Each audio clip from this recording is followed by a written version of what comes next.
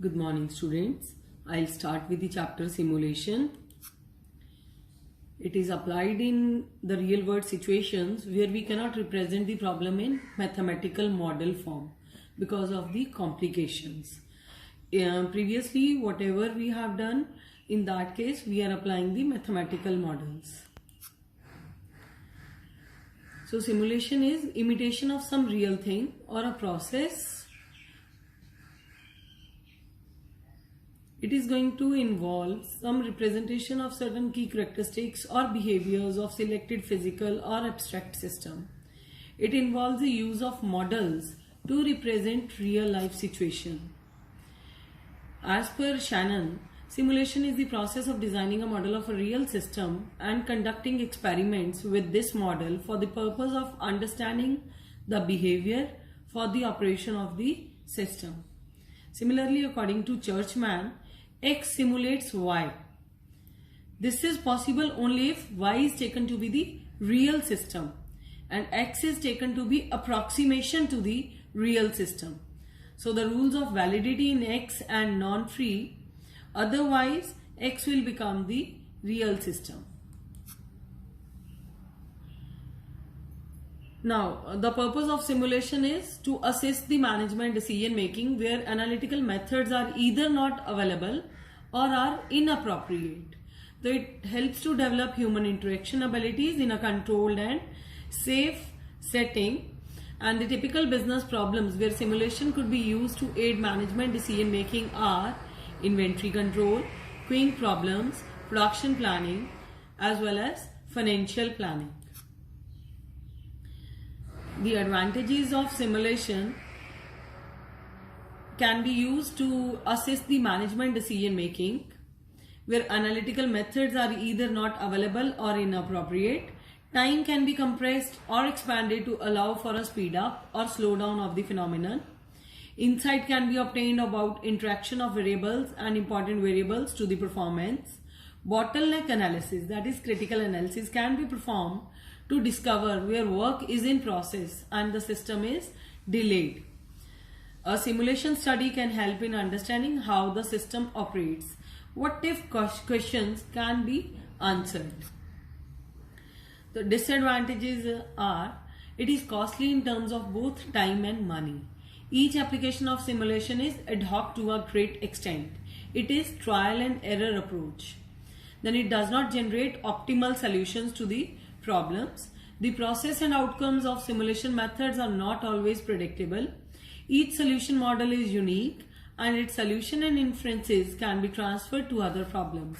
Solutions obtained are not as efficient as other quantitative methods and the results can be difficult to interpret.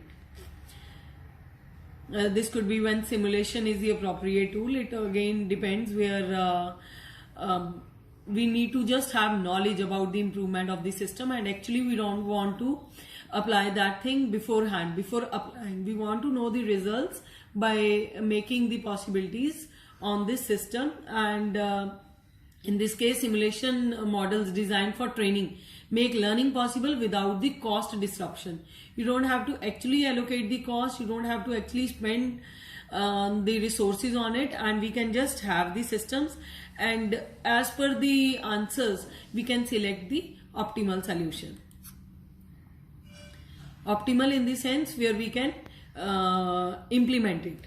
Now the areas of application could be the manufacturing applications, semiconductor manufacturing, the construction engineering, military applications, logistics, transportation, business process simulation, healthcare, automated material handling systems, then risk analysis, that is related to insurance, portfolio investment and all. Or it could be computer simulation as well as network simulations. So the steps of the simulation process, this question is also important theoretically. First identify the problem, then identify the decision variables and decide the performance. Construct the simulation model, testing and validating the model, designing of the experiment, run the simulation model and evaluating the results. The types of the simulation could be time dependent or time independent simulation. It could be related to corporate and financial simulations as well as visual interactive simulations. This is very important. The Monte Carlo simulation. The principle behind the technique is representative of the given system under analysis by a system.